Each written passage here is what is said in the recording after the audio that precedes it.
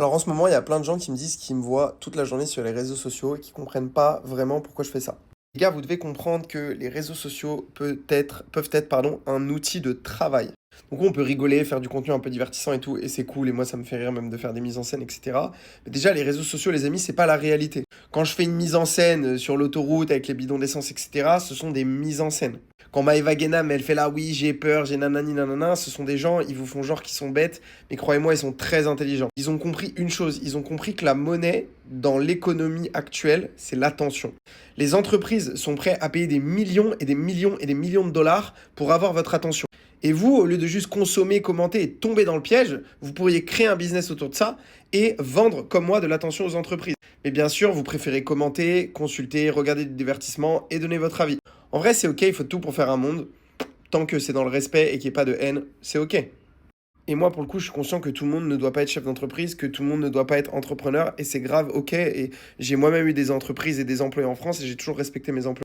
Vraiment, il faut de tout pour faire un monde. Si quelqu'un est heureux avec un travail qui lui correspond, il gagne 2000, 2500 euros par mois ou même moins, et que le soir il a envie de se divertir en regardant des petites vidéos, etc., je ne le jugerai jamais. Et je ne fais pas partie des gens qui vont juger en disant ah, mais cette personne elle regarde les vidéos de tas, c'est quelqu'un de bête, c'est quelqu'un de vide. Tout le monde fait, chacun fait ce qu'il veut, chacun a la vie qu'il veut. Je peux comprendre que quelqu'un qui fait 8h, 18h dans un entrepôt Amazon, le soir, il n'a pas forcément envie de regarder un reportage ultra complexe sur la géopolitique.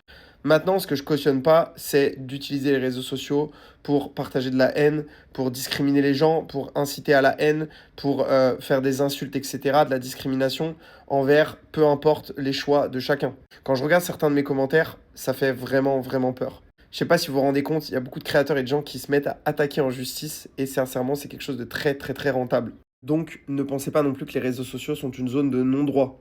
Les règles qui s'appliquent dans la rue, qui s'appliquent en France, s'appliquent aussi en ligne. Donc faites attention à ce que vous dites et ne soyez pas rongé par la jalousie. Essayez de comprendre, essayez de vous mettre à la place des gens.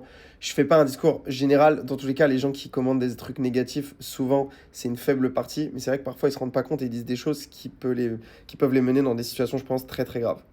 Donc voilà, des bisous et prenez soin de vous. Et s'il vous plaît, ne partagez pas de haine, ça ne sert à rien. Et en plus, quand vous allez trop loin, c'est illégal et vous risquez d'avoir des amendes.